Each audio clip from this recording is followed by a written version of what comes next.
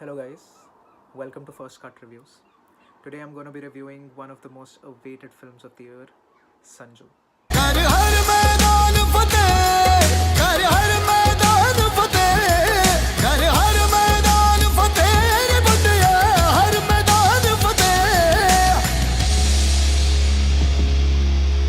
Sanju, directed by Rajkumar Hirani, is a piece of convincing storytelling infused with elements that may take a leap from reality, yet help resonate with the likings of the Indian audiences.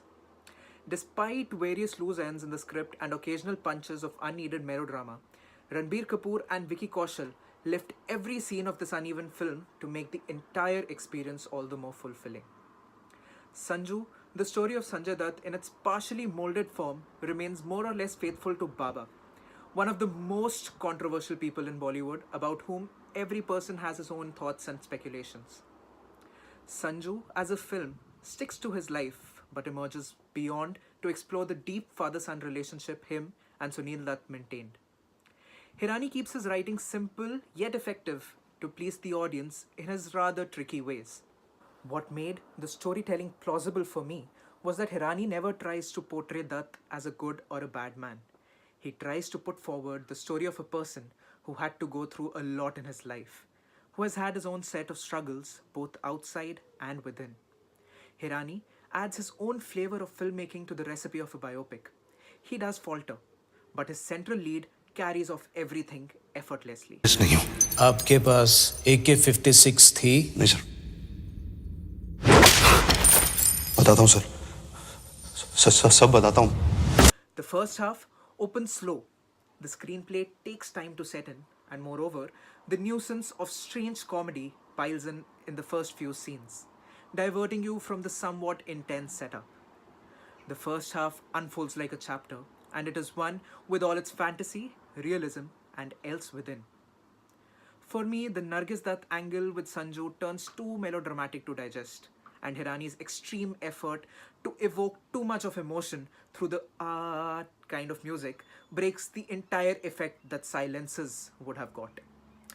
Sonam Kapoor's short plot diversion is pretty unnecessary to say the least, and moreover, Sonam ruins it further with her pathetic act. Sanju, Mangalsutra kahan hai? Where is my bloody Mangalsutra? The first half tries to sink into your heart. There are moments that do feel genuinely heartfelt, but those are far within in an otherwise unbaked screenplay. The entire hallucination scenes too do try to transport to the fantasy land, but all I was reminded of was Kala Kandi, that did it 1,000 times better. The second half picks up really well though, where the narrator suddenly switches and the intensity of Baba's life, his real struggles, do seem to leave an impact on your soul. Hirani peppers the screenplay with an interesting suspense to it, and keeping the father-son relationship the top priority here works the most.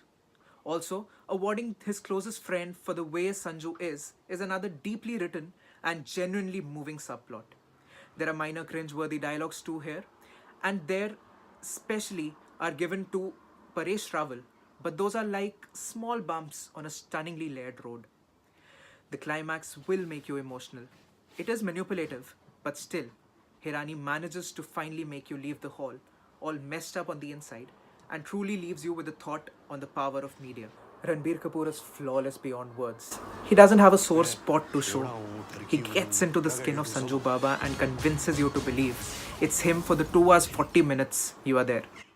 Vicky Kaushal is no less. A friend who could have come across as a lot more bland, the way he pulls off is well written and pulled off with sheer conviction. Paresh Rawal feels too stereotypical, not because of his act, but his lines, which did make me cringe occasionally. Anushka, Dia, Manisha, Jim are good and know how to manage what they're given. So in the end, Hirani has made a film that will connect deep with our Indian Janta. For me, it is a flawed film, but still it clearly manages to stand out with its rather experimental treatment. You will find formulas from Three Idiots, Munna Bhai or PK directly put in here, but you love them there, you love them here too.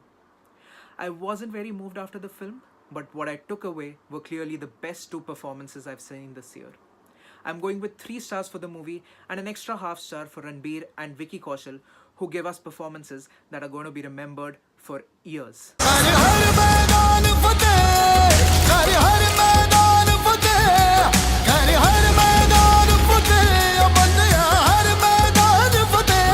And since this film revolves around Baba, his father, and his best friend, I would rather call it Baap, Beta, or Wo.